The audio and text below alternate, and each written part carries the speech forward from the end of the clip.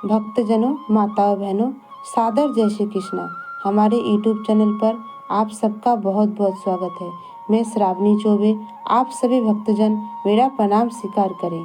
सबसे पहले आप सभी भक्तजनों को हरियाली तीज की बहुत बहुत शुभकामनाएं और बधाइयाँ। भगवान गौरी शंकर की कृपा आप पर बनी रहे, आप लोग सुखी रहे, मस्त रहे और जीवन में प्रगति तथा उन्नति को प्राप्त करते रहें। श्रावण मास के शुक्ल पक्ष की तृतीया तिथि को हरियाली तीज, सावनी तीज, छोटी तीज के नाम से जाना जाता है। इसके 15 दिन बाद जो तीज आती है उसको कजरी तीज या बड़ी तीज के नाम से जाना जाता है।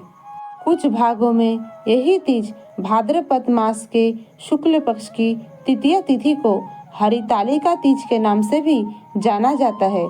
दोनों तीजों में पूजन विधि एक ही होती है और व्रत कथा एक ही होती है।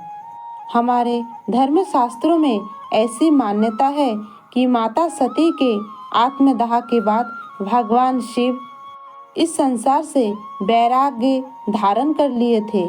सांसारिक किसी भी वस्तु में उनका कोई रुचि नहीं था। तब माता आदिशक्ति ने राजा हिमालय के पुत्री के रूप में जन्म लेकर भगवान शिव से विवाह किया और उनका वैराग्य तुड़वाया। आज हम आपको हरियाली तीज की दिव्य और ज्ञानमयी कथा सुनाने जा रहे हैं।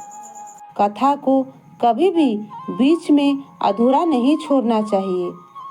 हमारे सनातन धर्म में यह मान्यता है कि केवल पूजा करके व्रत कथा सुन लेने से व्रत का पूरा फल प्राप्त हो जाता है।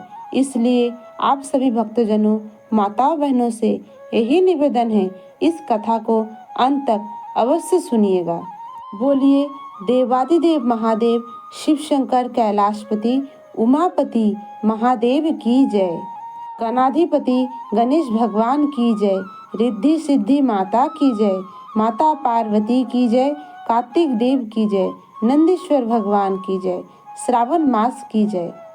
एक समय की बात है, कैलाश के उच्च शिखर पर बैठकर माता पार्वती ने भगवान शिव जी से प्रश्न किया, हे प्रभु, हे स्वामी, हम आपसे कुछ गोपनीय चर्चा करना चाहते हैं जो जन कल्याणकारी हो और मानव के लिए महान फल देने वाला हो। ऐसा उपाय और चर्चा हम आपसे करना चाहते हैं। हे नाथ, अब आप हमारे सामने विस्तार पूर्वक इसे प्रकट करिएगा। हे नाथ, अगर आप मन्य और अंत से रहित है, अगर आपके माया का कोई अंत नहीं है, तो हम आपको किस प्रकार से प्राप्त हुए और कौन कौन से दान पुण्य के फल से आप हमें वर रूप में प्राप्त हुए हैं।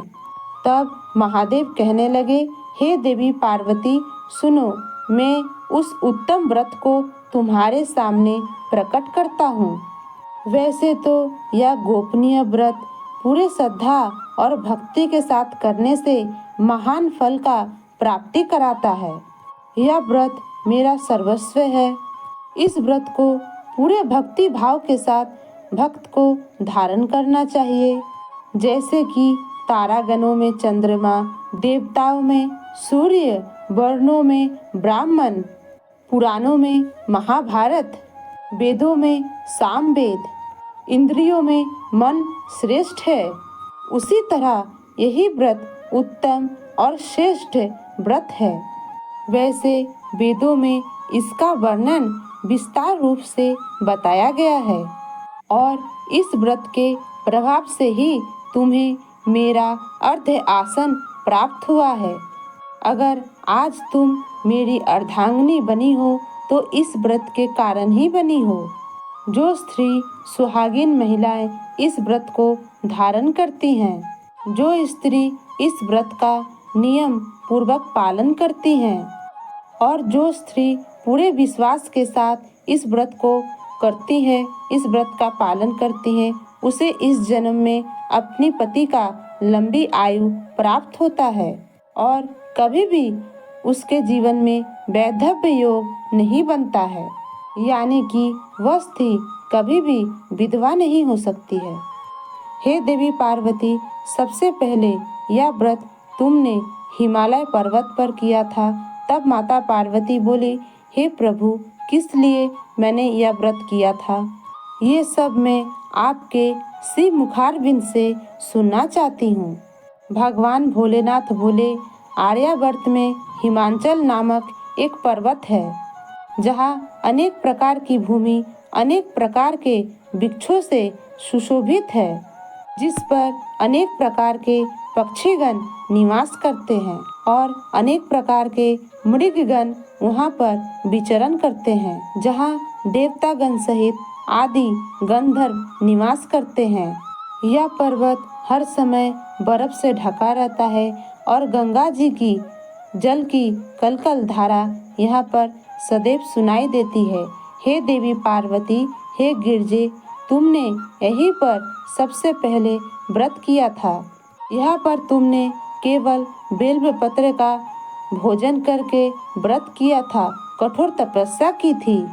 माघ के महीने में तुमने जल में रह करके और बैसाख के महीने में अग्नि में प्रवेश करके तुमने कठोर तपस्या की थी और सावन के महीने में बाहर खुले में निवास करके तुमने यह व्रत किया था। तुम अन्य जल का त्याग करते हुए कठोर व्रत कठोर तपस्या का अपना दृढ़ निश्चय बनाती रही और अन्य जल का त्याग करके अखंड तपस्या में तुम लीन रही। तुम्हारी इस दशा को देख करके तुम्हारे पिता को बहुत चिंता हुई। वो चिंता आतुर होकर सोचने लगे, मैं अपने कन्या का किसके साथ वरण करूं। तब देवयोग से तुम्हारे पिता के घर ब्रह्मदेव के पुत्र देवर्षि नारद का आगमन होता है। देवर्षि नारद ने तुमको देखा और राजा हिमांचल से कहने लगे। राजा हिमांचल ने देवर्षि नारद का आदर सत्कार किया और उनको एक आसन पर बैठाया और कहने लगे, हे देवर्षि नारद, आपका आगमन किस कारण से हुआ है? आप हमसे कौन सी बात करना चाहते हैं? आप आदेश करिए, आपके आदेश का मैं पालन करूँगा। तब देवर्षि नारद कहने लगे, आज मैं भगवान विष्णु के द्वारा आपके घर भेजा हुआ हूँ। अब मैं आपको भगवान विष्णु का संदेश सुनाना चाहता हूँ। आप अपनी कन्या का विवाह एक उत्तम वर से करें। ब्रह्मा, इंद्र, शिव आदि देवताओं में विष्णु भगवान के समान कोई भी देवता नहीं है और उनके समान कोई परम शक्तिशाली और दिव्य है तो वो स्वयं भगवान विष्णु है। इसलिए मैं चाहता हूँ कि तुम भगवान विष्णु के साथ अपने कन्या का विवाह करो, उनका वरण अपने कन्या से करवाओ। जब राजा हिमांचल ने देवर्षि नारद के श्री मुखारविंद से ऐसे वचन सुने तो उन्होंने कहा, मेरे तो भाग्य खुल गए। मेरा प्रसन्नता का कोई ठिकाना ना रहा, क्योंकि स्वयं नारायण मेरे कन्या से विवाह करना चाहते हैं। अगर वैकुंठवासी श्री नारायण मेरे कन्या का वरण करना चाहते हैं तो मैं अवश्य ही उनसे अपने कन्या का विवाह करवाऊंगा और अपने पत्नी सहित अपने बेटी का कन्यादान करूंगा। राजा हिमांचल के ऐसे वचन सुनकर के देवर्षि नारद वहां से प्रस्थान कर गए और इसके बाद शंख चक्र गदाधारी क्षीर सागर निवासी भगवान विष्णु जी के पास देवर्षि नारद गए। उन्होंने नारायण नारायण कहते कहते हाथ जोड़कर कहा, हे प्रभु, आपका विवाह कार्य मैं निश्चित करके आ गया हूँ। नारद जी ने हाथ जोड़ करके प्रभु से कहा, हे प्रभु, आप राजा हिमांचल के पुत्री पार्वती से विवाह कर लीजिए और मैं राजा हिमांचल के पास विवाह प्रस्ताव लेकर पहुंचा था और उन्होंने मेरे इस प्रस्ताव को स्वीकार कर लिया है और वो अपने पुत्री का विवाह आपसे कराने के लिए तैयार हैं। देवर्षि नारद के बात को सुनकर के प्रभु नारायण कोई जवाब नहीं दिए। वो मुस्कुरा दिए, क्योंकि प्रभु तो अंतर्यामी है, सर्वज्ञाता हैं। वो सब जानते थे कि क्या लीला होने वाली है और हिमालय राज की पुत्री का विवाह किसके साथ होने वाला है। वो सब जानते थे, फिर भी मुस्कुराए और देवर्षि नारद के प्रश्न का कोई जवाब नहीं दिया। इधर हिमालय राजा के पुत्री को जब अपने पिता का, वचन का और नारद मुनि का प्रस्ताव का पता लगता है तो उन्हें बहुत चिंता होने लगती है कि मेरा विवाह विष्णु भगवान से कैसे होने वाला है। वो अपने पिता के मुखारबिंद से सुनती है कि वे विष्णु भगवान के साथ अपने पुत्री का विवाह निश्चित कर दिए हैं और उन्होंने देवर्षि नारद को वचन दे दिया है। ये सब सुनकर हिमालय की पुत्री को बहुत चिंता होती है, किंतु मर्यादाशील होने के कारण अपने पिता का कोई भी बात का उन्होंने जवाब नहीं दिया। फिर अपने सहेली के पास आकर के रोने लगती है। पार्वती जी अपने सहेली से कहती है, सुनो, आज बहुत ही दुख का विषय है कि मेरा विवाह मेरे पिताश्री ने विष्णु भगवान के साथ तय कर दिया है, किंतु मैं तो मन ही मन केवल भगवान शिव को ही अपने पति के रूप में वरण कर चुकी हूँ। इसलिए मैं और किसी के साथ विवाह नहीं करूँगी, केवल और केवल भोलेनाथ के साथ ही विवाह करूँगी। माता पार्वती के इस प्रकार के वचन को सुन करके उनकी सहेली बोली, हे देवी, तुम चिंता मत करो, यह इच्छा आपकी अवश्य ही पूर्ण होगी। तब माता पार्वती बोली, हे सहेली, सुन, मेरे मन में जो अभिलाषा है वो कैसे पूरी होगी। मैं महादेव शिवशंकर का वरण करना चाहती हूँ, किंतु मेरे पिताश्री भगवान विष्णु जी से मेरा विवाह तय कर चुके हैं। उन्होंने देवर्षि नारद को वचन दे दिया है। इसलिए मैंने निश्चय कर लिया है कि मैं अपने प्राणों का त्याग कर दूंगी। इसके अलावा मेरे पास कोई भी और रास्ता नहीं है, क्योंकि मैं अपने पिता का आज्ञा का अवहेलना कैसे कर सकती हूँ। तब सहेली ने समझाया, हे देवी पार्वती, आप चिंता मत कीजिए, मैं इसका समाधान आपको बताती हूँ। देवी पार्वती ने बताया, बोलो क्या चाहती हो। तब उनकी सहेली ने देवी पार्वती का हरण कर लिया और हरण करके एक जंगल में ले गई। उस जंगल में माता पार्वती ने घोर तपस्या किया। इधर राजा हिमांचल को जैसे ही पता लगा तो उन्होंने अपनी पूरे सेना को चारों दिशाओं में अपने पुत्री को खोजने के लिए भेज दिया और मन ही मन सोचने लगे कि मेरे पुत्री को कोई देवता, किन्नर, गंधर्व, राक्षस हरण करके ले गया है या कोई पशु या प्राणी उसको खा गया है। मैंने देवर्षि नारद को वचन दे दिया है कि मैं गरुड़ध्वज भगवान श्री विष्णु से अपने पुत्री का विवाह करूंगा। फिर मेरा वचन कैसे संभव हो पाएगा। ऐसा सोचते सोचते गिरिराज बेहोश होकर धरती पर गिर गए। गिरिराज के बेहोश होकर धरती पर गिरते ही उनके मंत्री और पूरे सेना में हाहाकार मच गई। राजा हिमांचल के मंत्रिमंडल और सेना दल ने राजा से पूछा, आप क्यों बेहोश हो गए हो? आपके मूर्छा का, आपके दुख का कारण क्या है? तब उन्होंने कहा, मेरा दुख का यह कारण है कि मेरी रत्न रूपी पुत्री का हरण हो गया है। कोई सर्प उसे काट लिया है, कोई सिंह उसे खा गया है। ना जाने मेरी पुत्री कहाँ चली गई है, कोई राक्षस उसे खा गया है। ऐसा सोचते सोचते राजा हिमांचल थर थर कांपने लगे। तब भगवान शिव जी कहते हैं, हे देवी पार्वती, तुम अपने सहेली के साथ उस वन में चली गई थी। वह वन बहुत ही भयंकर और घना था। वहाँ पर तुम एक नदी के तट पर पहुँची।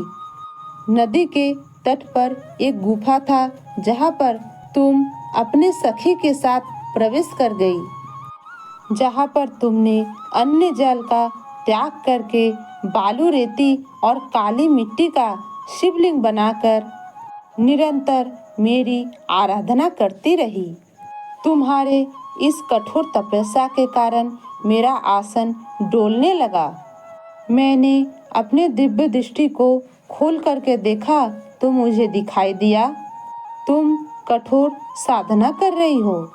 इसी कारण मेरा अर्धासन डोलने लगा। अब मैं वहाँ पर पहुँच गया जहाँ पर तुम और तुम्हारी सखी बैठी हुई थी और तुम कठिन तपस्या में लीन थी। मैं आकर के तुमसे कहा, हे देवी, मैं तुम्हारे तपस्या से प्रसन्न हूँ। तुम मुझसे वरदान मांगो, तुम क्या चाहती हो? तब तुमने कहा, हे महादेव, हे कैलाशपति, हे सोमनाथ, अगर आप मेरे व्रत से, मेरे तपस्या से प्रसन्न हैं तो आप मुझे पति रूप में प्राप्त हो। माता पार्वती के वचन को सुनकर के प्रभु महादेव ने तथास्तु कहकर उनको वरदान दिया तथा तुमको आशीर्वाद देकर के मैं पुनः अपने कैलाश पर्वत पर चला आया तथा प्रातः होते ही तुमने जो बालू रेती का, काली मिट्टी का शिवलिंग बनाया था उसको नदी में विसर्जित कर दिया और संपूर्ण सामग्री को जो तुमने मुझको अर्पित किया था वो सब भी विसर्जित कर दिया। उसके बाद तुमने व्रत का पालना किया, व्रत खोला। उसके बाद तुम्हारे जो पिता थे राजा हिमांचल, वो अपने पूरे सेना के साथ, अपने मंत्री और तुम्हारे सखियों के साथ उस वन में आ पहुँचे जहाँ पर तुम तपस्या कर रही थी। किंतु चारों ओर तुमको ना देखकर पुनः धरती पर मूर्छित होकर गिर पड़े। उसके बाद उन्होंने देखा कि नदी के तट पर तुम और तुम्हारी सखियां बैठी हुई हैं और वो तुम्हारे पास आ गए और तुमको गले से लगाया, हृदय से लगाया। उन्होंने पूछा, हे बेटी, तुम इस घनघोर जंगल में क्या कर रही हो? जोर जोर से तुम्हारे पिता रोने लगे और कहने लगे, इस सिंह, बाघ आदि युक्त जंगल में तुम क्या कर रही हो? तब माता पार्वती बोली, हे पिताश्री, सुनिए, मैंने पहले ही अपना तन मन भगवान शिव जी को अर्पण कर दिया है, किंतु आपने इसका विपरीत कार्य किया है, इसलिए मैं इस जंगल में आ गई हूँ। माता पार्वती के वचन को सुनकर के राजा हिमांचल बोले, हे पुत्री, तुम्हारे इच्छा के विरुद्ध कोई कार्य नहीं होगा। इसके बाद राजा हिमांचल तुमको लेकर घर आए और तुम्हारा विवाह मुझसे करवा दिया गया। हे प्रिय, उसी व्रत के प्रभाव से तुमको मेरा अर्ध आसन प्राप्त हुआ है और जिस दिन तुमने यह व्रत किया था उस दिन श्रावण मास के शुक्ल पक्ष की तृतीया तिथि थी। इस व्रतराज को मैंने अभी तक किसी के सामने वर्णन नहीं किया है। भक्तजनों, माताओं, बहनों, यहीं पर हरियाली तीज व्रत कथा समाप्त होती है। इस व्रत में ककड़ी खाकर व्रत का पालना करना चाहिए। जो भी भक्तजन इस कथा को सुने, सुनाए या हुंकार भरे, उनकी सभी मनोवांछित इच्छाएं पूर्ण हो। जो भी सौभाग्यवती महिलाएं या कन्याएं इस व्रत को करती हैं, उन्हें अखंड सौभाग्य और मनचाही वर की प्राप्ति होती है। भक्तजनों, माताओं, बहनों, इस दिन सुहागिन महिलाएं अच्छी तरह से श्रृंगार करके झूला झूलती हुई सावनी गीत गाती हैं। माता पार्वती भगवान शिव के भजन गाती हैं। इस व्रत को करने से धन, ऐश्वर्य आदि की प्राप्ति होती है। भक्तजनों, माताओं, बहनों, यहीं पर ये वीडियो समाप्त होती है। अगर आपको हमारा वीडियो अच्छा लगता है तो एक लाइक अवश्य करें। तब तक के लिए सादर जय श्री कृष्णा, सादर धन्यवाद। जय राम जी की। हर हर महादेव।